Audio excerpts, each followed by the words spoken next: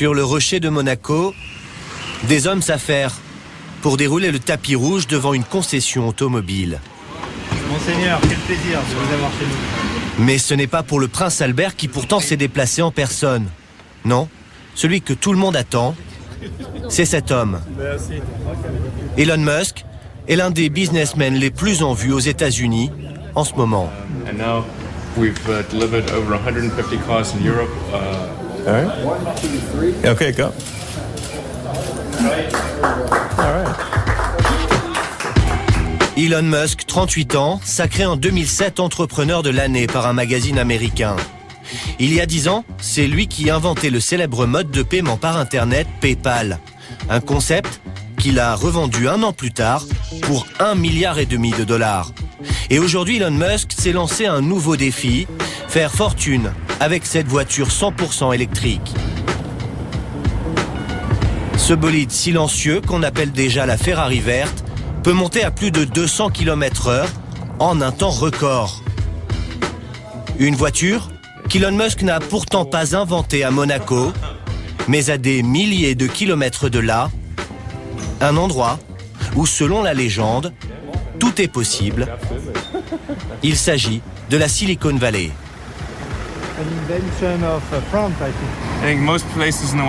Dans la plupart des endroits du monde, quand on voit arriver deux types de 23 ans avec un projet, on dit « vous avez aucune chance ». Alors que dans la Silicon Valley, on vous dit « montrez-nous votre technologie, votre produit. Et si ça marche, on vous donnera de l'argent. » Et le résultat est souvent spectaculaire, dans la plupart des cas.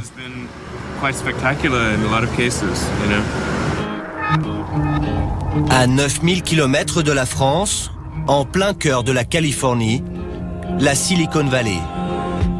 C'est sur cette bande de terre de 70 km de long entre San Francisco et San José que sont nés Yahoo, Google ou encore Intel, quelques-unes des sociétés les plus puissantes du monde. Des empires y sont nés au fond d'un garage. On peut y gagner des milliards de dollars en un temps record. Les investisseurs y dépensent parfois sans compter pour miser sur les startups de demain. Alors pourquoi est-il plus facile qu'ailleurs de faire fortune dans la Silicon Valley? Qui sont les Français qui s'y installent à la recherche de la bonne idée qui les rendra célèbres? Enquête sur le plus grand laboratoire à idées de toute la planète.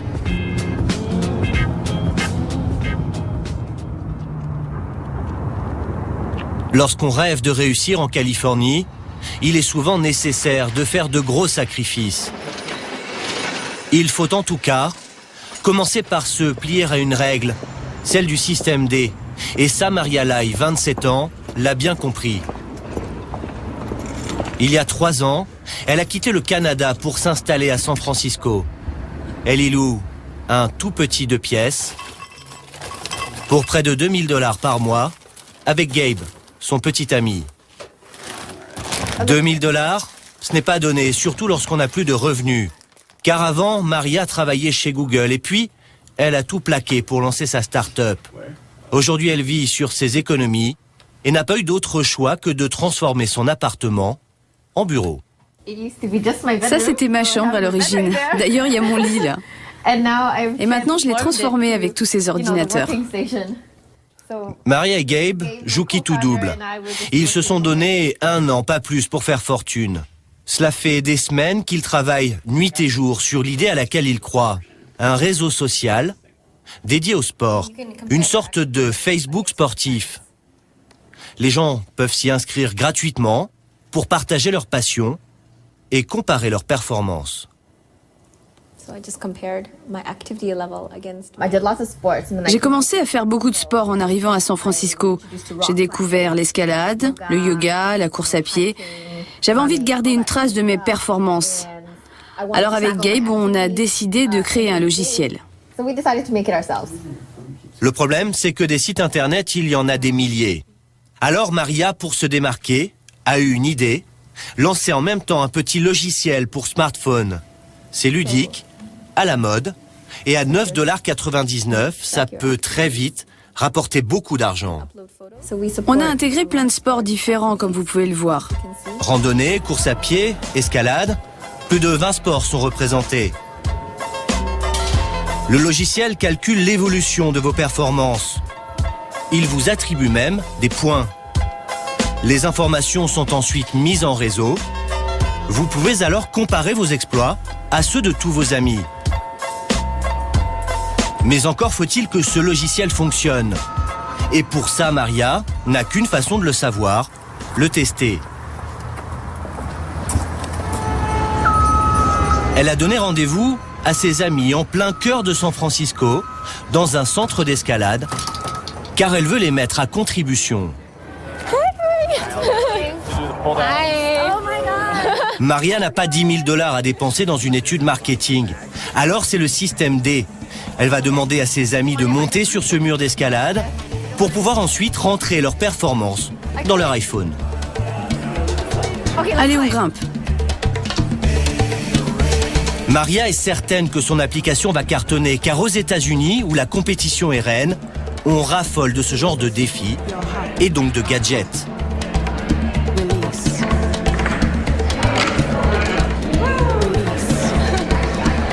À peine redescendus, tous les sportifs entrent leurs données dans leur téléphone et le classement apparaît. Donc, je viens de faire un mur orange, un niveau assez difficile. Et là, regardez, j'ai 4 points de plus. J'ai donc 58 points, je suis 4e, bref, j'ai encore du boulot. Le problème, c'est que des applications comme celle-ci, ils s'en créent tous les jours. Et Apple, qui les commercialise, ne garde que les meilleurs. Dans quelques jours, Maria a justement rendez-vous avec eux. Et elle n'a droit qu'à une seule chance. Si le constructeur de l'iPhone refuse, c'est un an de travail perdu pour elle. Adieu toutes ses économies, adieu la start-up, qui devra mettre la clé sous la porte. Et Maria devra retrouver un job très rapidement. Elle compte donc sur ses amis pour l'aider à traquer le moindre défaut sur son application. I'm in 4th place. You got work to do. So I just took some screenshots of the main Tiens, je te donne des copies d'écran. if you could just provide some feedback. Si tu pouvais me dire les points forts, les points faibles du logiciel, ça serait vraiment super. Maria est exigeante car elle sait qu'une bonne idée, c'est avant tout une idée qui se vend. En fait, beaucoup de jeunes startups réalisent mal ces études produits. Du coup, elles ont beaucoup plus de risques de se planter parce qu'elles ne savent pas qui sont leurs clients. Nous, on a la chance d'avoir beaucoup d'amis pour qui ces activités sportives sont importantes. Et du coup, on peut vraiment aller chercher l'information à la source. Mais même si son application voit le jour, encore faut-il que des gens la téléchargent. Et là, pas moyen d'y échapper. Il va falloir faire de la publicité. Mais là encore, vous allez le voir, Maria va trouver une astuce pour ne pas débourser un centime. Il est 23h, mais à San Francisco, on ne dort jamais. Surtout pas lorsqu'on est un jeune entrepreneur et qu'on n'a plus beaucoup de temps pour réussir. Alors Maria se prépare. Allez, je dois y aller. Et toi, tu continues à travailler, hein ? Elle a passé des heures à choisir sa tenue de soirée, car la jeune Canadienne vient d'avoir une chance inespérée. Sa toute première invitation à l'une des soirées les plus courues de la Silicon Valley. Il y aura toute une bande d'entrepreneurs et d'investisseurs. Il y aura plein de gens de la communauté des startups de la vallée ce soir. Et des soirées comme ça, il y en a toutes les semaines. L'idée, c'est de faire sortir les ingénieurs de leur tanière et de permettre éventuellement aux jeunes startups de rencontrer des investisseurs. Maria, elle, est venue avec un but bien précis. Elle veut absolument approcher cet homme, Robert Scoble. Son nom et son visage ne vous diront rien, mais ici tout le monde est à ses pieds. Ce journaliste spécialisé est un des gourous d'Internet. Son blog est consulté chaque mois par des centaines de milliers de personnes. C'est grâce à un de ses articles que Twitter, ce réseau social concurrent de Facebook, a connu un succès fulgurant. Ici, on parle de Robert Scoble comme d'un faiseur de rois. Alors pour espérer vendre son application et se faire sa pub, Maria veut absolument décrocher un article. Robert Scoble est très sollicité, mais Maria ne manque pas de culot. Elle fonce droit sur lui. Bonjour. Hey, bonjour. Bonjour, enchanté de vous rencontrer. J'ai entendu plein de bonnes choses sur vous. Ah bon? C'est vrai? Alors, qu'est-ce que vous faites? En fait, ma start-up s'appelle Skimble. Et notre mission, si vous voulez, c'est d'aider les gens à organiser leur activité sportive. Leur quoi? Leur activité sportive. Ah, c'est pas moi, ça. Mais si, c'est vous, vous en avez besoin, tout le monde en a besoin. Après une rapide démonstration, la star du jour semble plutôt intéressée par son idée. Ça me plaît bien, cette application. Il faut juste que je me motive un peu pour faire un peu de nouveau sport et après, je l'essaierai. Ouais, je l'essaierai. C'est une petite victoire pour Maria qui a donc pu rencontrer un des hommes les plus influents de la vallée. Faciliter les rencontres, c'est justement la force de la Silicon Valley et c'est ce qui plaît aux jeunes entrepreneurs comme elle.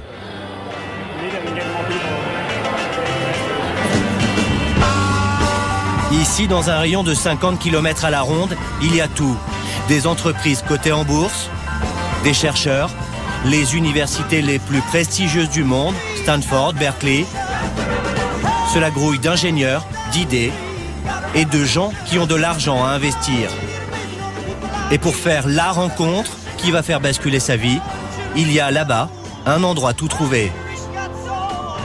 Dans la petite ville de Sunnyvale se trouve Plug and Play, la plus grosse pépinière d'entreprises de la région. Celui qui l'a créé, c'est l'homme qui arrive dans cette grosse berline blanche. Saïd Hamidi, 52 ans, un homme d'affaires d'origine iranienne. Si vous rassemblez des entreprises ensemble, vous augmentez tout simplement leurs chances de succès.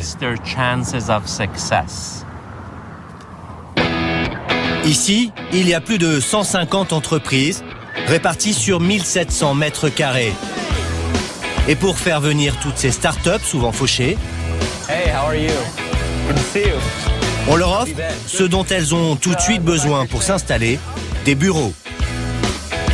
On peut juste louer 5, 6, 10 mètres carrés ou beaucoup plus.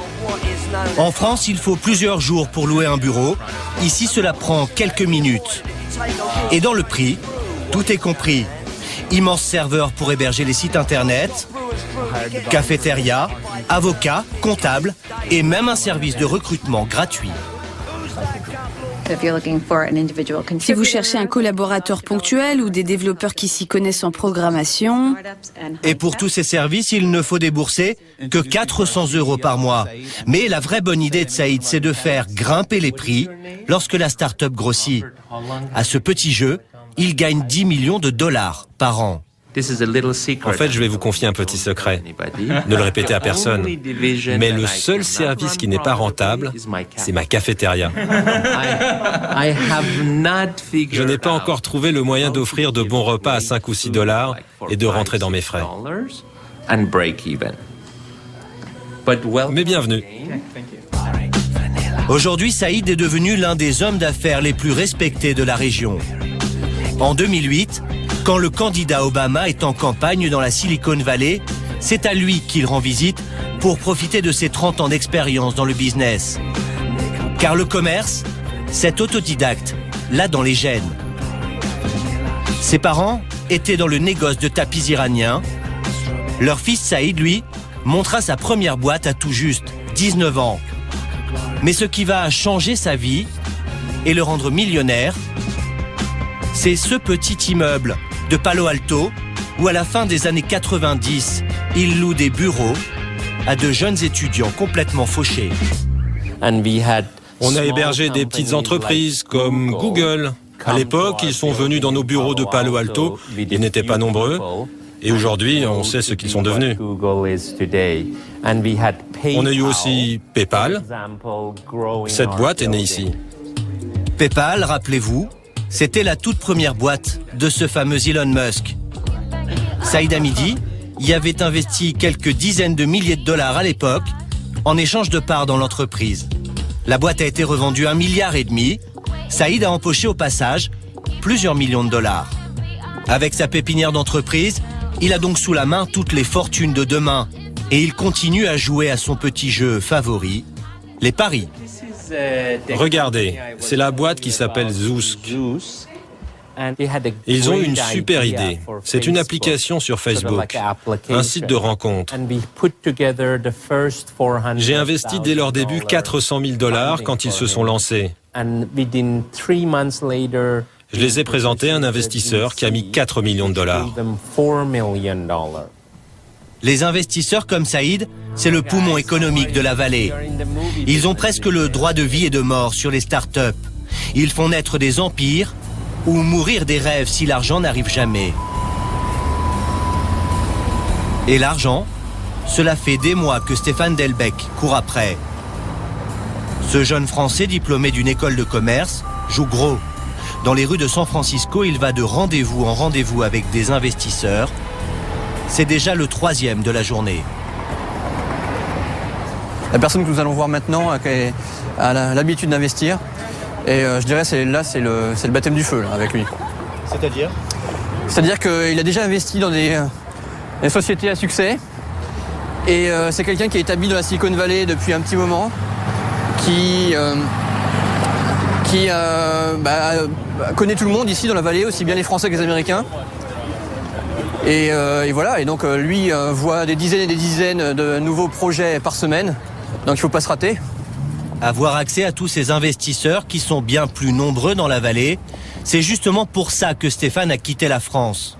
Il est arrivé aux États-Unis il y a 3 ans, comme responsable dans une grosse boîte d'informatique, et puis l'an dernier, il a tout plaqué pour lancer sa propre idée. Un site internet sur le foot, comme une encyclopédie. Tous les matchs de tous les pays, les CV de tous les joueurs, comme celui de Thierry Henry par exemple. On y trouve les noms de tous les clubs où il est passé, qu'il vaut 27 millions sur le marché des transferts, mais aussi qu'il tire avec le pied droit. Stéphane est sûr que ça va faire un carton. Entre les abonnements et la pub, il table sur 35 millions de dollars de rentrée chaque année. Et c'est précisément ça qu'il va faire miroiter à son investisseur dans quelques minutes. Qu'est-ce qu'il va falloir que vous fassiez pour que ce rendez-vous réussisse ? Déjà, je pense qu'il va falloir le faire rêver, lui montrer le potentiel business, comment il va pouvoir faire un bon retour sur investissement, avoir des bons chiffres pour que finalement les quelques dizaines ou centaines de milliers de dollars qu'il investit se transforment en quelque chose d'intéressant pour lui. En peu de temps. Car pour embaucher une équipe et ouvrir son site, Stéphane a besoin d'argent. Et ce n'est pas rien, il a déjà récolté 300 000 $, mais il lui en manque encore 200 000. L'homme qu'il va rencontrer est français, il s'appelle Jeff Clavier. Bonjour Jeff. Tu vas bien ? Très bien, et toi ? Vous voulez quelque chose à boire? Non, merci. Stéphane est un peu nerveux. Des jeunes entrepreneurs comme lui, l'investisseur, envoie défiler des dizaines dans son bureau. Alors d'entrée de jeu, Jeff ne va rien faire pour le mettre à l'aise. Déjà, merci de me donner un peu de ton temps parce que je sais que tu es très occupé. Attends, je vais fermer ça. Bon. Comme je t'ai dit, j'ai cette conférence à laquelle je parle ce soir, donc il faut que je sois parti d'ici à 6h, donc on a une petite heure. D'accord. Essayons de voir où on en est au bout d'une demi-heure. Ce que je voulais faire déjà pour commencer, c'était de montrer ce que nous avons aujourd'hui. Un homme qui pèse 15 millions de dollars et qui n'a pas de temps à perdre. Jeff Clavier est ce qu'on appelle un capital risqueur. Cela veut dire qu'il mise l'argent de grands groupes dans de nouvelles idées. Justement, nous avons 5 championnats, l'Angleterre, la France, l'Italie, l'Espagne, l'Allemagne, et sur les 13 dernières saisons. Donc nous avons chacun des matchs, avec tous les effectifs, les changements, les cartons, les buts. Et quand il investit, Jeff attend de récupérer au moins 10 fois sa mise. Alors très vite pour Stéphane, c'est la douche froide. Ce que tu viens de nous dire. Je ne sais pas exactement quelle va être ton opportunité de vraiment faire de l'argent. Et je pense que Ce que tu vas tester, c'est En fait, Jeff pense que Stéphane a frappé à la mauvaise porte. C'est bien que moi qui sont mécanicateurs qui vont permettre de faire de la... Le football, c'est pas une passion personnelle. Je pense que c'est un marché intéressant, mais comme c'est quelque chose qui va, à mon sens, se développer en Europe et que moi, mon focus, c'est vraiment les États-Unis et la Silicon Valley, c'est pas quelque chose sur lequel j'investirais. Allez, Très bien. bon retour. Merci. Au revoir. Le rendez-vous est bouclé en une demi-heure, mais l'investisseur a malgré tout accepté de lui donner un coup de pouce et de le recommander auprès d'investisseurs européens. Donc si la personne accepte de vous présenter à d'autres personnes, comme du coup ça ouvre des perspectives intéressantes parce que voilà, d'une personne qui aurait pu mettre de l'argent, finalement avoir 4, 5, 6 contacts qualifiés avec une recommandation. Et donc ça, la recommandation, ça peut faire la différence au moment venu. Vous allez les avoir, 500 000 $? Oui. Et je pense même d'ici la fin de la semaine prochaine. Il vaut mieux, car pour l'instant, Stéphane a un peu le couteau sous la gorge. Il ne s'est pas versé un seul salaire depuis 10 mois. Toutes ses économies y sont passées. Le temps presse.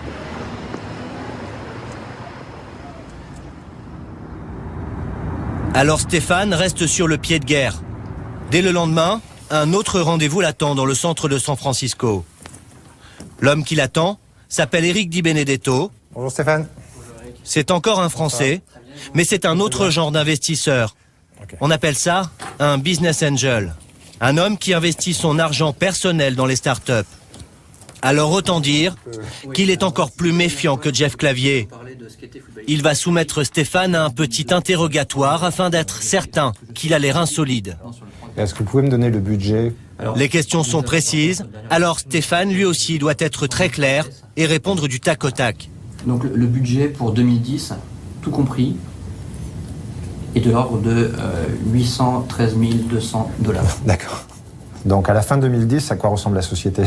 Aujourd'hui, dans cette optique-là, nous sommes à la fin 2010, toujours 3 personnes à temps plein. D'accord. Maintenant, si les personnes que nous avons employées pour développer les applications, en tout cas les versions, les projets, sont suffisamment bonnes, nous pouvons ajouter 5 développeurs supplémentaires. Et quel a été le coût d'acquisition de toutes ces données? Alors, nous avons été un petit peu malins puisque ce que nous avons fait... L'entretien va durer 2 heures. L'investisseur veut être certain que le site peut marcher.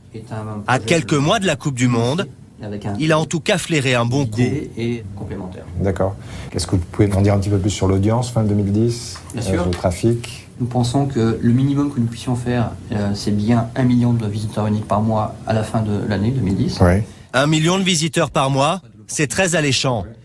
Et nous sommes ouverts à toutes ces opportunités, à toutes ces discussions. J'espère que ça va bien se passer. Très bien, mais c'est parfait. Ok. Je vous remercie. Je vous en prie. À bientôt. Au revoir. L'entretien s'est plutôt bien passé, l'investisseur est prêt à miser sur son idée.